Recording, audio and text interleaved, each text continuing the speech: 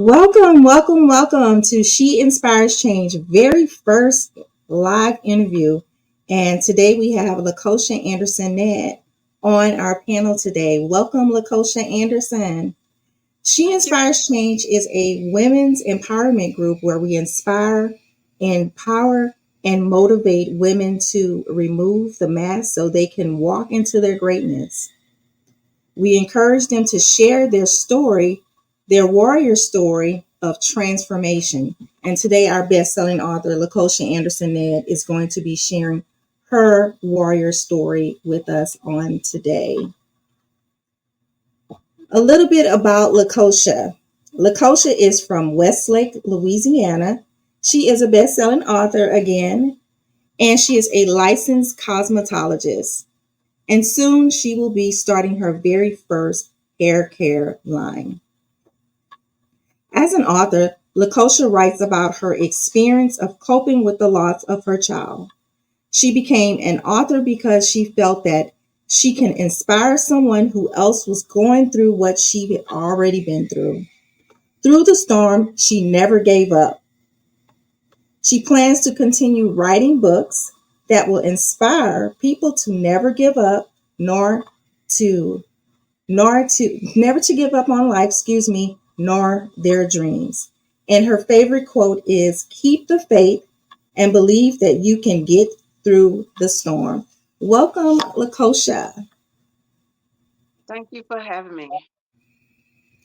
All right, we're going to just jump into this live.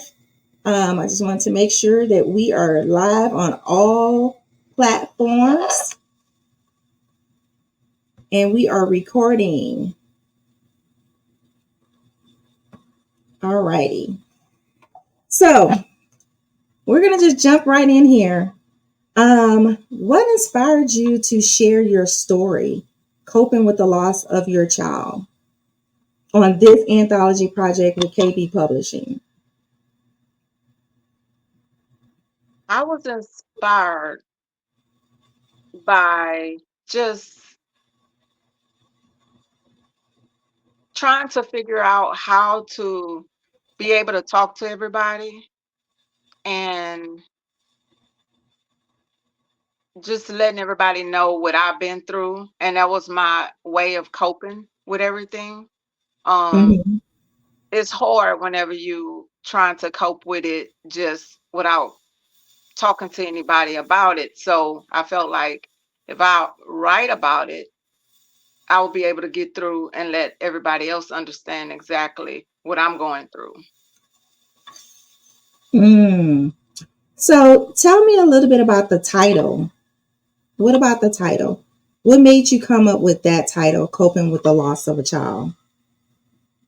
Coping with the loss of a child came from me losing my only daughter. It was very, very, very hard to cope with that. Um, because I not only had to deal with losing her, it started off being at the beginning whenever I found out she actually had trisomy 18. It's another word of Edward syndrome. Edward syndrome is another word for it. And Edward syndrome and trisomy 18 is pretty much um you have extra chromosomes. You have the extra chromosomes that everybody else do not have, and you have extra deformities that's inside, like your organs, your heart, your kidneys, and everything. And then you also have features that's on the outside that is a few deformities that you may see sometimes, like in my daughter's case, you can barely see her features because she looked like family. She didn't, have any deformity features as bad as others may have had. So nobody really knew her condition. But coping with the loss, that's what stuck with me. Coping with the loss of a child is where I got that from. You mentioned trisomy 18 a little bit more, and you said it was the genetic features. So I'm going to share with the audience a little bit more about what trisomy 18 is. Um, but when the doctors told you that when you found out that your daughter had trisomy 18, how did you take the news of that? Well, it was very, very stressful that day because I actually went in to find out what I was having, but she was turned the other way. She was a little stubborn. So I was like, you know, let's see what she's having. And in that, we didn't find out, but the doctor was like, um, she has a lot of deformities going on and her organs. She only had one kidney, and we found that out that day. And he was just advising me to have an abortion. And me, being the person that I am, I don't believe in abortion. I'm not against it for anybody else, but that's not what I wanted to do. That's not what I chose to do. So I decided to get with me and her father, and I made sure that we was making the right decision on what we was doing, and we decided to stay um with her and fight through it the whole way. So that was a lot to take in. Um, Most of the times, doctors they don't tell you to go ahead and basically have an abortion for when you're just they don't normally tell you to do that. And so I'm glad that you were able to not do that and make your own firm decision based off your own experiences. So, And how did you go ahead? I'm sorry. another reason why they were pretty much trying to talk me into that, because a lot of the with trisomy 18, a lot of times you don't live more than a day, or you may live a couple of months in your mom's womb, or um of those. And her risk was very high because of her condition, like her heart and everything, because she had congested heart failure also. So with a lot of her deformities, it was like um they really felt like she probably wasn't going to make it throughout my pregnancy or the day after. But she last 6 months, going on 7, would have been the following week. She would have been 7 months. Well, she was a fighter. So you talk about she lived 7 months because the doctors didn't even think that you were going to be able to have a child. They thought that you were going to have a stillborn, or she was just going to pass on very shortly thereafter. Um, so you mentioned in the book that there was someone that you met that also had a child that had trisomy 18. How was that connection with the other parent? It was very interesting. I had no idea that she was one of my neighbors. Um, and I was talking. I communicate through her through a friend. I found out who she was, and I was like, "Oh, I know her." And so we decided to exchange telephone numbers and talk about it and discuss our concerns about our daughters. And um it was a lot of information that she had already had knew, because her daughter was 3 years old before she actually passed away. And we connected strongly, and we still talk today. We still have a That's good. communication today.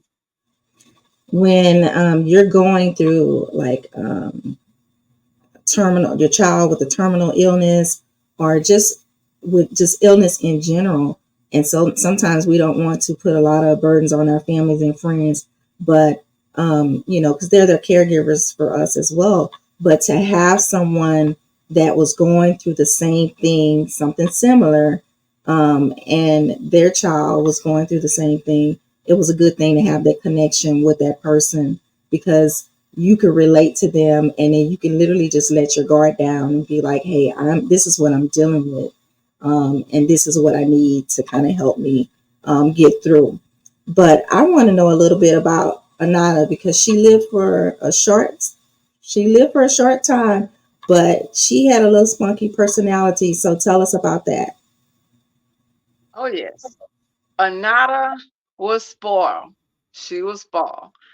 But she loved her brothers to pieces. Loved them, loved them, loved them. She loved her daddy, but it was nothing like mama. As soon as I leave the room, she's like, "Where's mom? That's not mom. Y'all could bring me back to my mom." And she just look and start whining, and it was it was interesting. She'll give them a look of love, and they'll just be like, "Okay." Just very So interesting. that's really good to hear. Because kids, they have their own little personalities. We have a little grandson, and he has his own little personality, and he's only like 3 weeks, barely 3 weeks now, and that comes through. And so it was good to that you guys were able to have those memories of her spunky personality. So I want to move on and talk to you about grief and faith, because you had to go through grief and then you had your faith. And so this is about a faith talk as well. So let's talk about the faith. Faith is the substance of things hoped for, the evidence of things not seen. Your faith is what sustains you while you were navigating everything. So tell us a little bit about your faith. Did you have a faith? Did you grow into having the faith because you were going through so much? Or you always had that foundation? Was your faith shaken at any point during this time frame? Did you want to just say, hey, I'm done? Like, God, like, help me. Like, what's going on? Like, why me? Because I can only imagine all the questions and the different things that was going through your mind. Ooh, yes. It was very, very stressful. When I say I prayed every day, first of all, I started with the pregnancy praying because I was like, the devil is alive. They don't know what they're talking about. Because my previous pregnancies, they were like, "Oh, your child have Down syndrome. He's healthy. He's healthy." The next one, he's healthy. And I was like, are they doing the wrong test? So whenever I had her, I was like, I don't think that's what's wrong with her. But they did more blood work and they was like, yes, your blood work says this is what's wrong. So with that being said, I had a lot of doubt, like, and I was like, why God, why me? Why am I gonna, this my third pregnancy. And at the time I didn't know that I was having a girl, but it was like, ugh, not my third child. This is probably gonna be my only child that I'm gonna have. My last child, not my only child. This is probably gonna be my own third child and my last. Mhm. So I'm hoping that it will be a girl at this point. And I'm just like all over the place and just like, oh my God, this can't be happening to me. And so I was like, you know what? God is not going to give us more than we can bear. So I just was like, okay, I'm okay.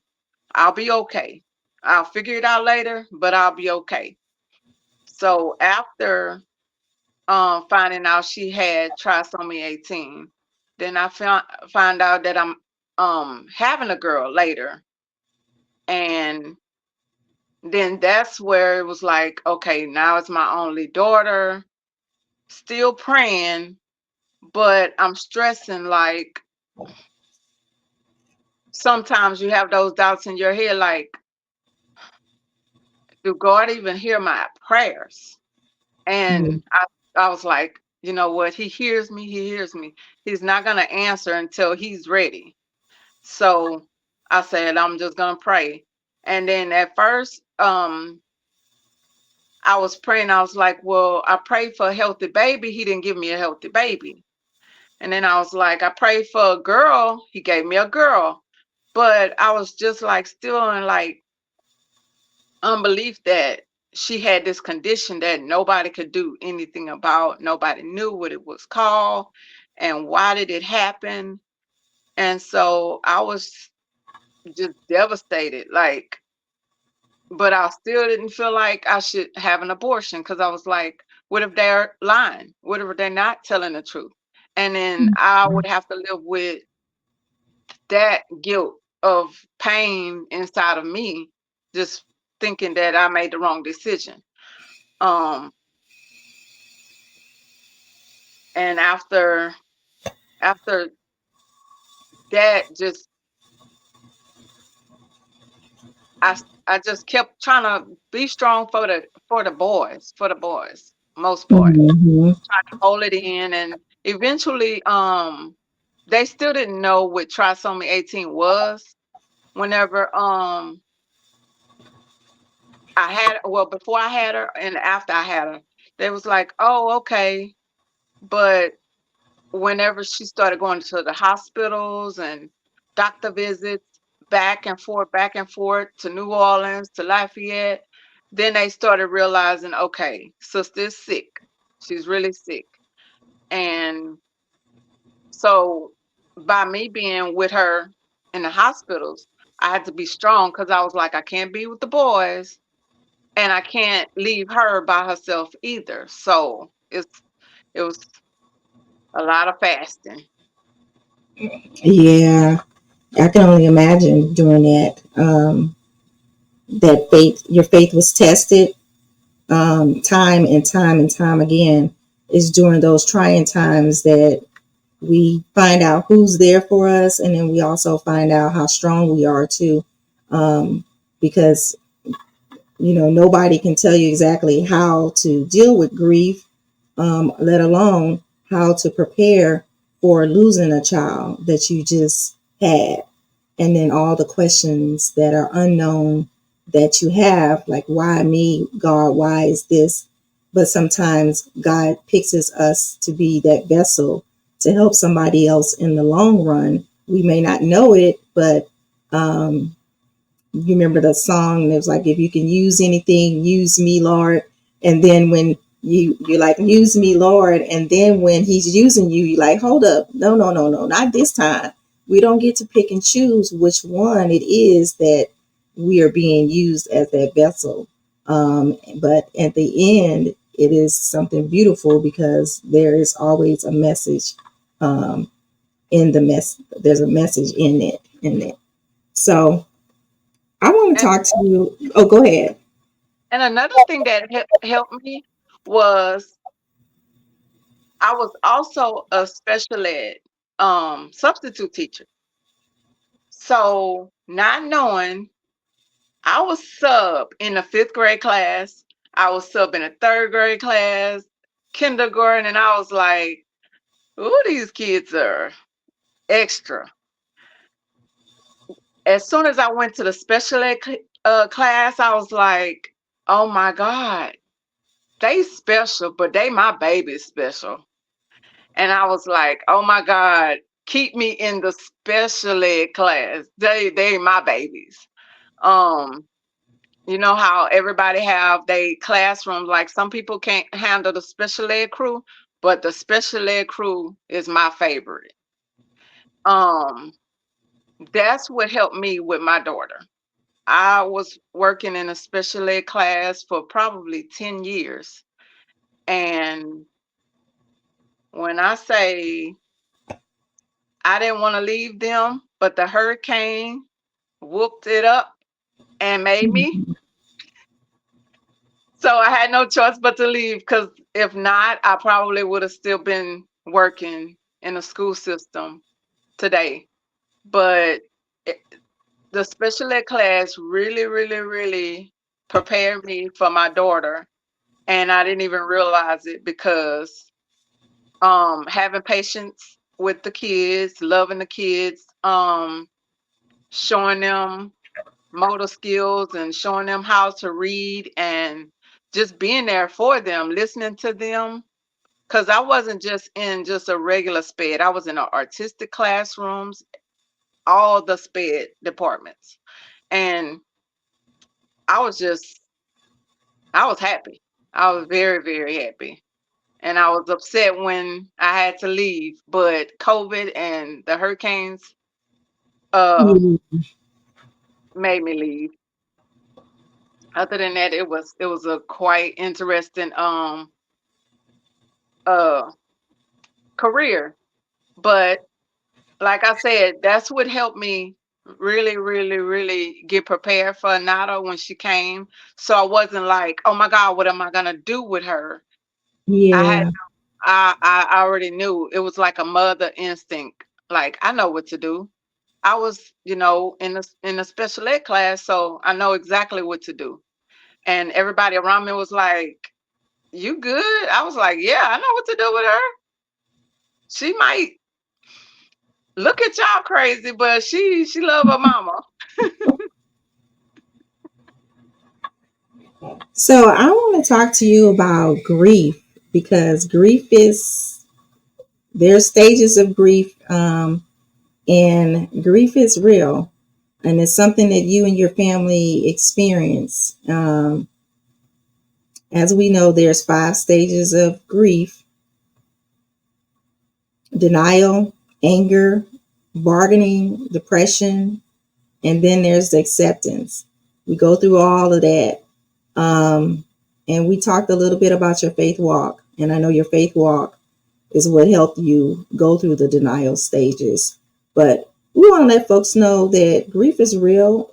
But it's also there's no time limit on grief. But how were you able to navigate just talking to your children, because when they saw that you guys had to keep going back to the NIC unit, going to Lafayette, going back to the emergency room, all the different things that was happening, they knew something was going on.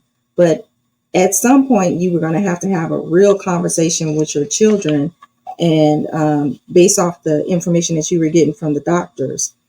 How was that for you? How you and another father um, discuss the law losing potential losing Anana with the children, because us as adults we can comprehend loss a little bit different. um, Loss is different for everybody, but how did you navigate that news to the children that she was terminally ill?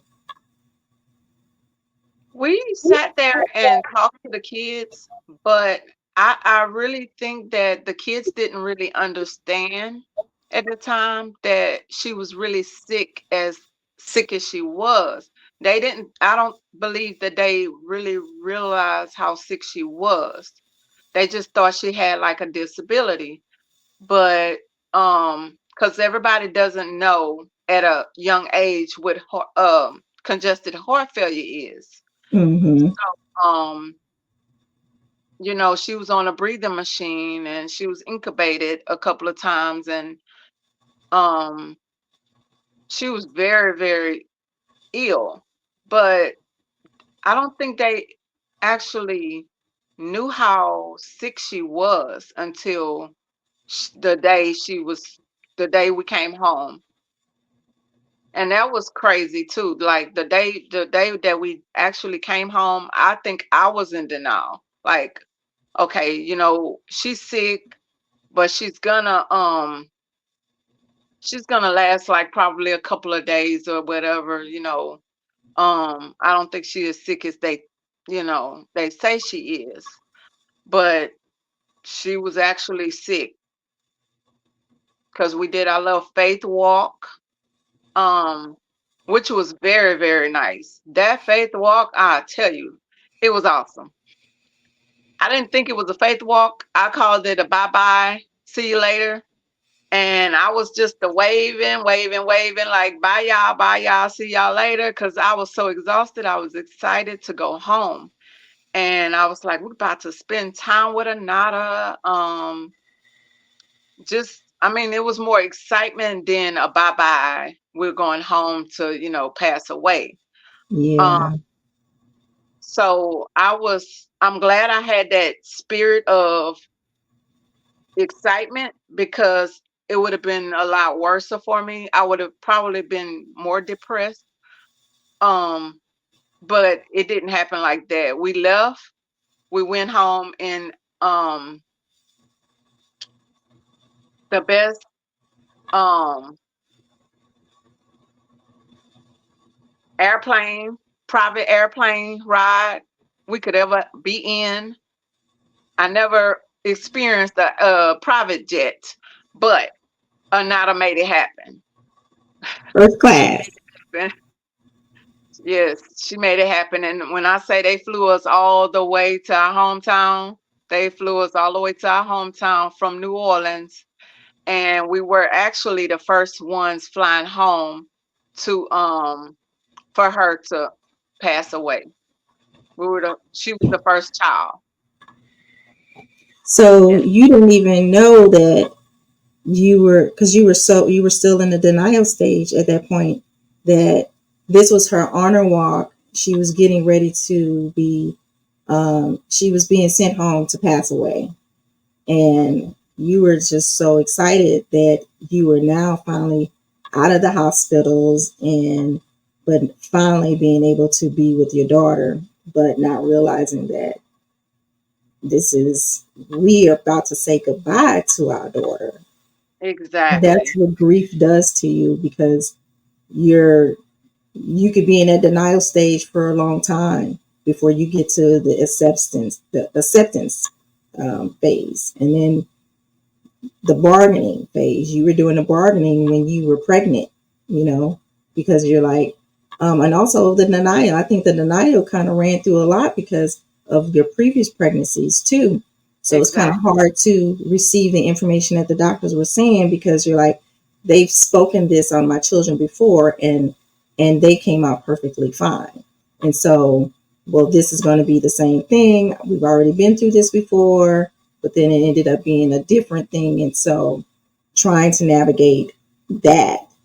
So, how are you coping today with the loss of your daughter? And then, did you seek help from a guidance from a pastor, friends, family? What did you do during the time frame when you were going through this, the grief?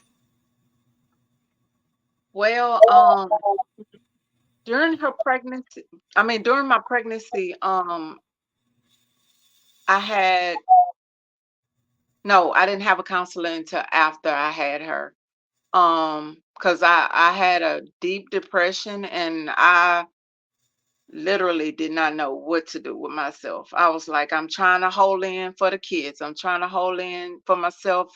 And it's just like, um, everything was going through my head.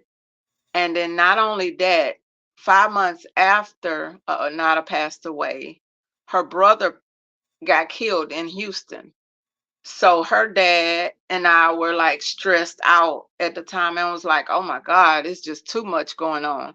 So just trying to navigate all of these feelings and trying to hold up the household for everybody. It was very, very, very stressful. Very, very stressful. Hmm. So, how did you talk to the kids about grief? Because they went through stuff. How was that for them? Okay, with them, I talked to them about it being okay, to cry and everything, talk to us about their feelings and everything. And then I also talked to the school counselors, um, so that if they had anything to talk about, they can go to the counselors at the schoolhouse. And we all was um in counseling ourselves. We all are we all had seek counseling, and I'm still counseling today. Yeah, I'm big on therapy because therapy is necessary. It is like self-care. You go to the chiropractor, you go to get your nails done, you go and get body massage, you get your hair done. Therapy should be part of all of that. So I'm a big proponent when it comes down to therapy because we need therapy for so many different things. You talk to your therapist to help you navigate life, but also those hard times when things are rough where you don't want to go to a friend and you want to go to someone that specializes in that specific thing. And grief is one of those things. When you lose someone, it isn't something that just happened overnight. There's a healing process. And one thing that I saw that you put in your book, in your chapter on page 39, you mentioned that, let's see, allow yourself some time to grieve. There's no time limit on grieving.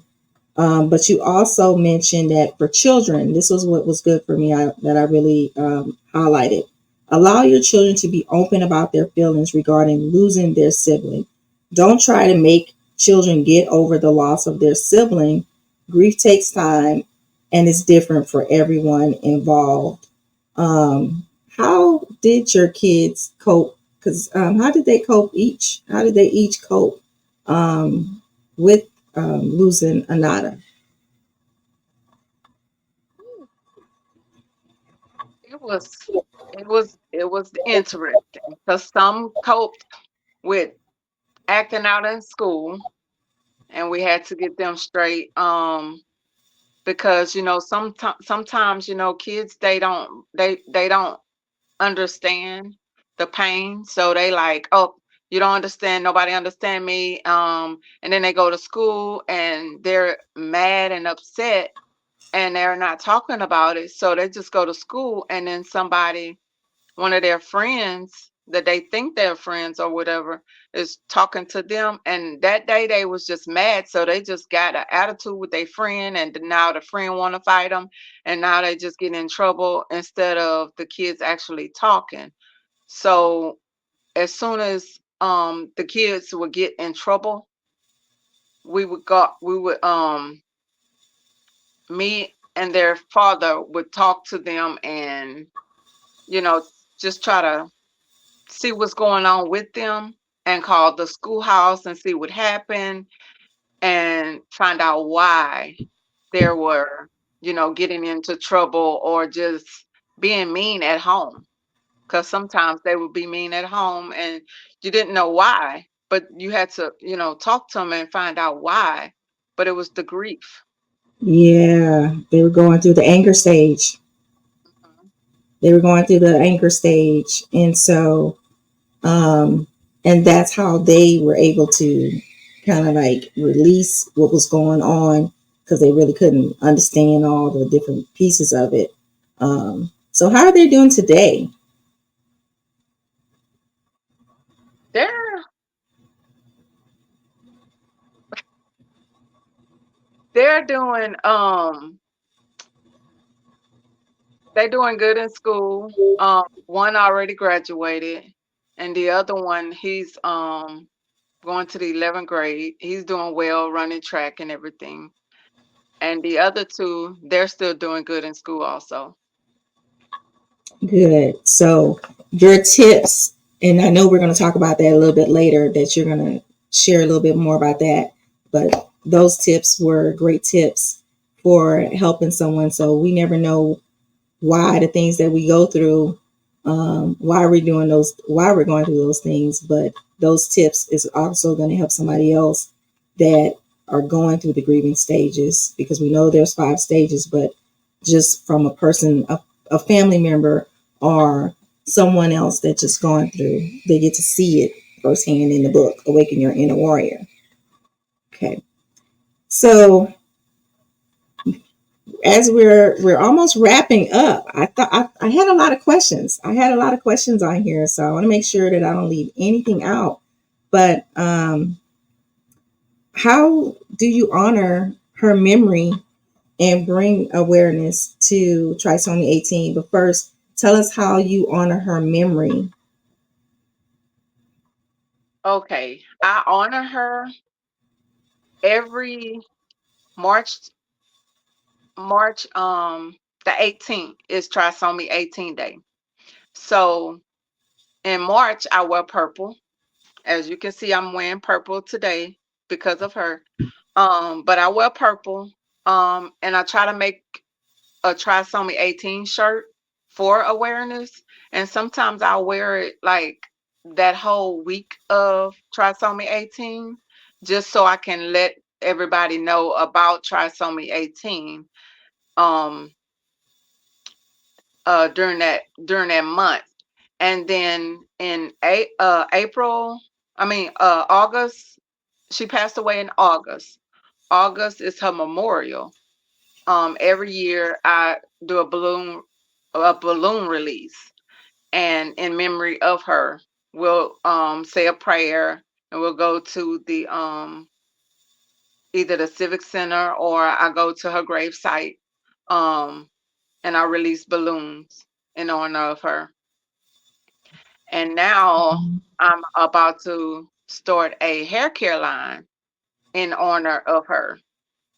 It's gonna be it's disclosed right now. Her name, everything, it's in the mist, but I haven't publicly announced um the name of it. But as soon as I release it, everybody um I have access to everything and understand why I came up with the name and everything else. And also, I want to come up with a nonprofit organization in her name also, because when um we was back and forth to New Orleans, New Orleans, New Orleans. When I say New Orleans, I felt like I knew how to drive to New Orleans from the back way to the left way, everywhere. Um, It was crazy because yeah, it was crazy.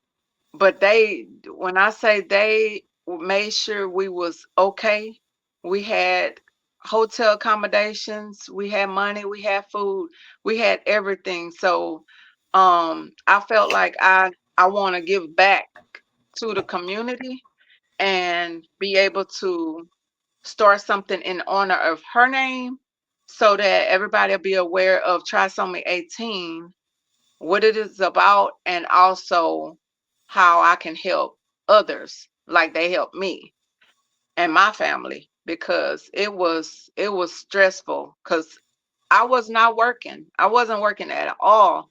And her father was the only person that was able to hold it down, and he did a good job. But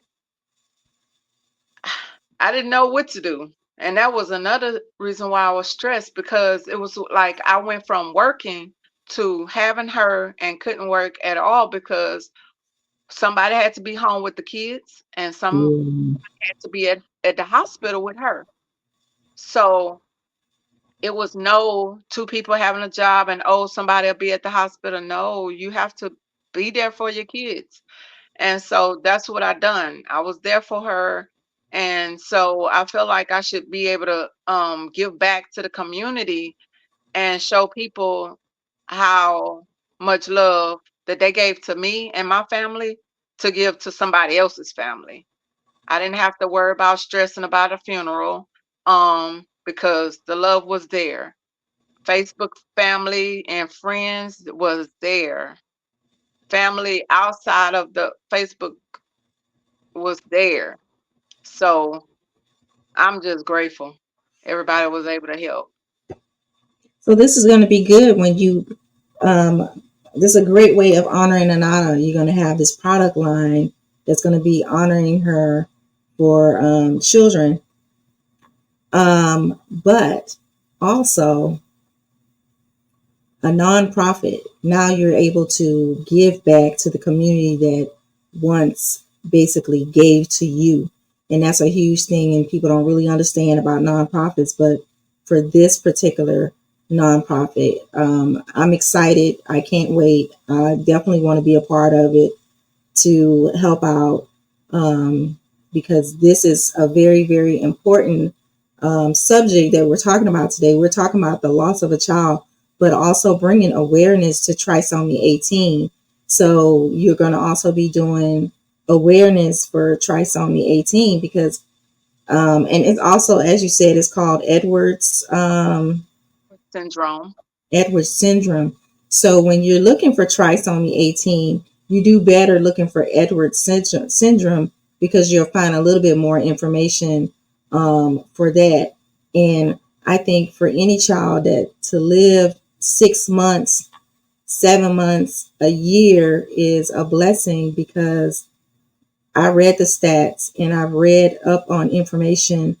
Um, is not expected to even survive birth, and she's a survivor. She was a warrior.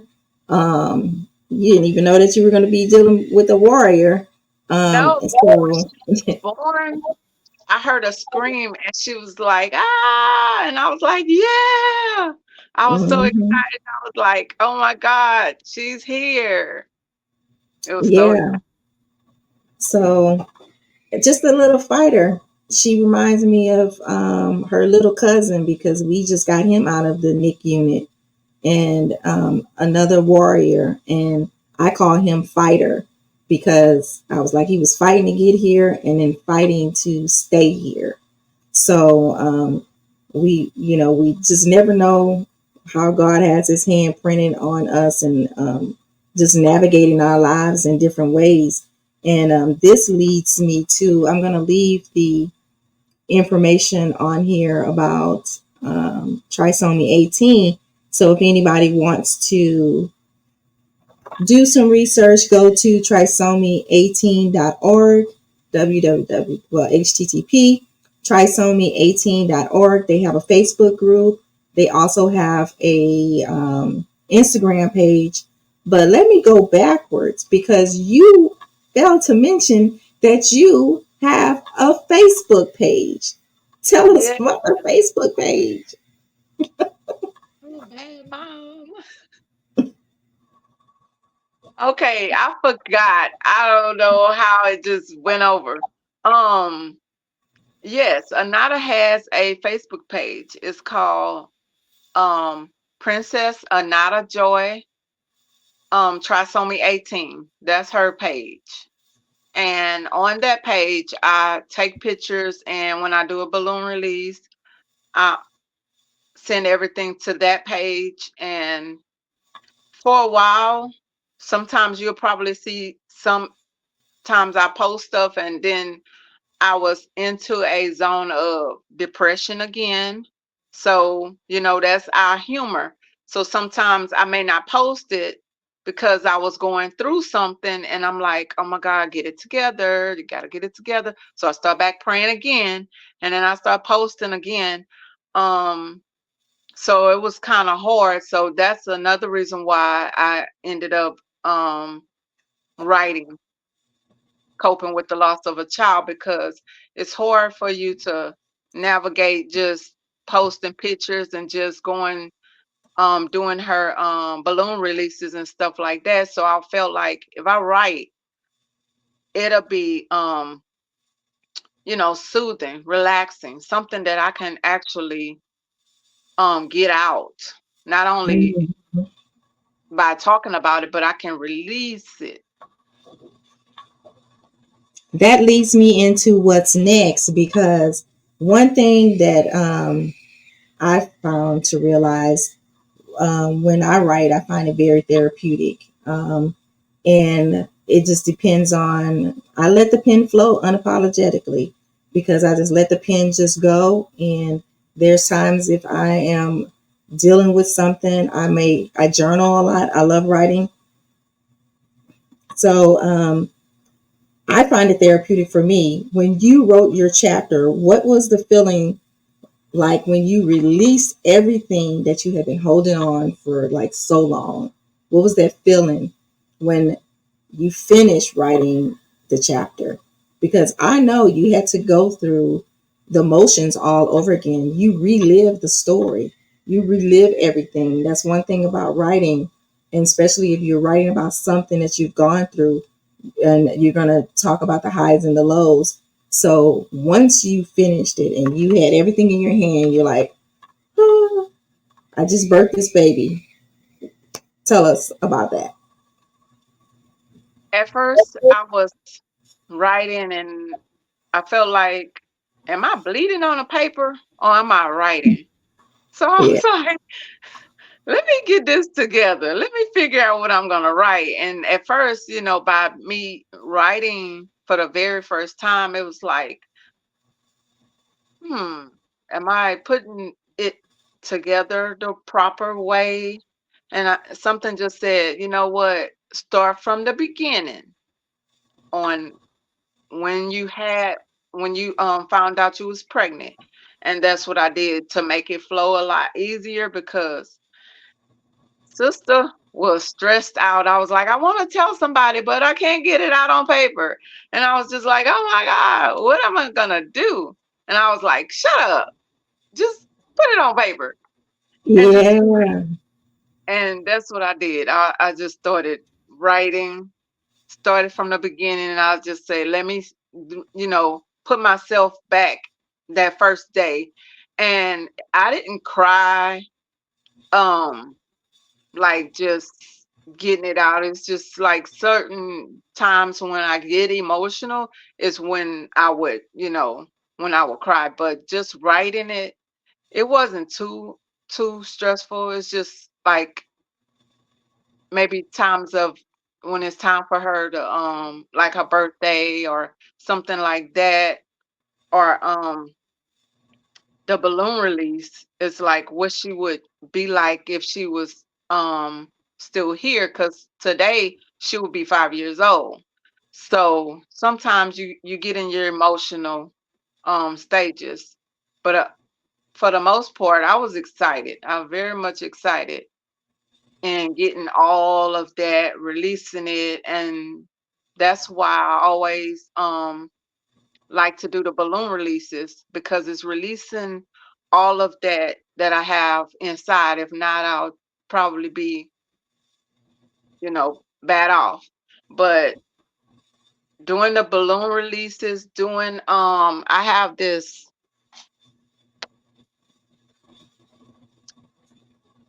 Yeah. this one of the bookmarks. I did a candle. I did a few things in the beginning, like her first balloon release, and I was giving them out to everybody for awareness. So that pretty much kind of helps out also, being there with people and talking to them about it. Like at my job, I was selling books and I have a bookmark that on one side it has her picture and is actually saying trisomy 18 and where you can find the information at. And I purposely did it because I wanted awareness in the book, Yeah. because it's coping with the loss, but it's also telling you that she passed away from trisomy 18 also. Yeah. So writing the book, basically writing the chapter, took you on a wild goose chase of all kinds of emotions again. But tell me this feeling now. Awaken Your Inner Warrior book became a bestseller, number one best-selling book on Amazon, and you became a best-selling author. How is that for your first time writing? Excited. Oh my God. Yeah, it was so exciting because I thought we were just gonna have a book and just sell the book and everything. But when I found out we was first time bestseller, I was like, oh my God, God is good. Didn't know how Yeah. to act. I was just like, thank you, God. Thank you. Thank you. Thank you. Um, I felt like the book was worth it, very much worth it. All the authors was awesome. Awesome. Yeah, it was very much. It was put together perfectly.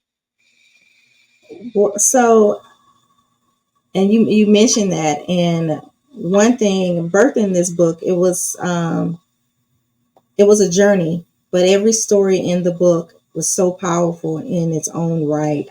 Um, and I still have people coming to me saying how they were impacted by your story because they may have lost a child in a different way, but they still suffered some type of loss.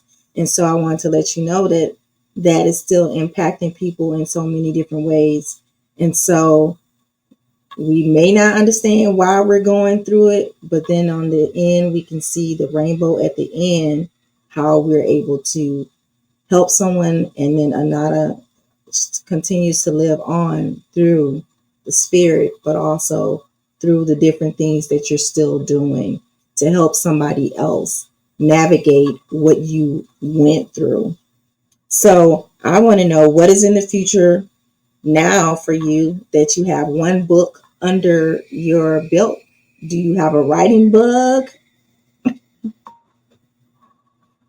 I haven't started writing yet, but it's almost two books that I have in mind. I had one book. It's about the full course of the trisomy 18. About Anada is more on her. Um, it's more about her. Um, Yeah, and also I was also in the middle of how I my journey now, and my journey now is a little interesting. And people yeah. was like, "What if she's gonna write about?" The world will never know. Well, we'll know eventually once you put it on Yeah. paper and let the pen flow unapologetically. And so I've had preview to that. And that's the one thing that I love about being the publisher and the author of the book. I was able to see the different things that everyone was going through because you don't go through writing a book without going through some things. There's a lot of things that basically try to stop you from pushing forward. And I can't wait for you to finish or even start writing that book. At least start with the outline first. You do the outline, then you kind of go from there. And but that's going to be another warrior story because I just love stories, just in especially transformation stories, because there's so many things that people are going through on a daily basis, and we have to share our stories. It's not for us, it's for the other people. Your story is about you, but it's not really just for you. Because how would somebody else overcome based off of what you went through? You're not going through what you're going through just so you could just go through it by yourself.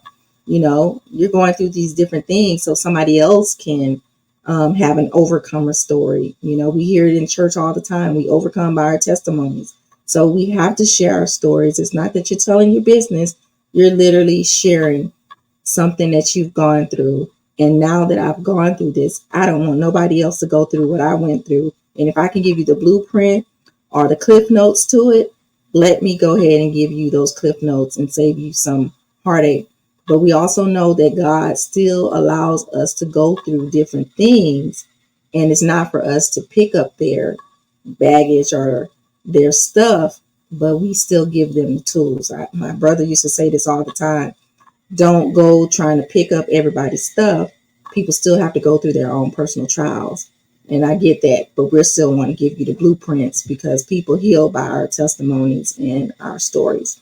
I will be on the soapbox for days when it comes down to talking about your story because that's what I do. And I didn't know that's where I was going to land, but I ended up landing in this area of helping people share their stories on live platforms. All right. Is there anything else that you want to share with the audience before we end this interview? Well, I do want to let everybody know that in order to get through the storm, you have to pray. You have to pray in order. Well, this is how I got through the storm. And I feel like if you pray, um, it will get you through the storm also. Talk to a counselor, get counseling, seek counseling. Um, Also communicate with your family, keep the faith. In order to get to the other side, to the rainbow, you have to understand, keep the faith, pray, seek counseling, and you'll get to the other side. You'll really get to the other side. The And rainbow is on the other side. of everything else. This, you just shared with us the tips that was on page 39 of Awaken Your Inner Warrior. The tips were the tips that help you and your family Yes. navigate those 5 stages of grief, and you're here today. So I would like to thank you for being my first interviewee on She Inspires Change, our transformational stories. You're welcome. Again, thank you for sharing your story. There's power when we share our story. We heal when we tell it, and others too. We also help others navigate waters that they've gone through, leaving a blueprint for them. Is there anything else, LaCoshia, that you would like to share before we log off? No, just thank you for having me. I'm just happy to be here to share my faith talk. All right. Until next time, thank you all for being here. We will be back with another story. You can follow LaCoshia. Where can they find you? On my Facebook page at LaCoshia Anderson-Ned. Okay. And do you have an email address if anyone wants to email you? How can we get them to order their book? My Order a email book from you. my email address is LaCoshia Anderson. No, I'm sorry. It's LaCoshia at gmail.com. It's LaCoshia at gmail.com. All right. They can find, if you want to get in touch with Kosha to place an order for a book, please order directly from LaCoshia because that's how she earns her profit from the book. Order directly from her. And do you have a pop up coming up real soon or anything? I haven't started it, but on my Facebook page, I will have a post. So if you follow me on LaCoshia Anderson-Ned on Facebook, then it will be posted as soon as I have a pop-up available. So they can find you at LaCoshia Anderson-Ned on Facebook. You can find her at LaCoshia Anderson-Ned on Facebook, and the same thing for LaCoshia Ned at Gmail if you want to email her. But you might as well just follow her on Facebook and then follow Princess Anata Joy Facebook page where she has her trisomy 18 awareness, and then she also honors Anata there. And so when you want to find out about this new product line as well as the nonprofit, you're already in the loop. You're already in the loop. Yeah. So thank you again, Kosha. This has been a great interview, a story of transformation. That's what I'm calling it in your faith walk. Literally a faith walk. Yes. So until next time, we are about to end this and we are out of here.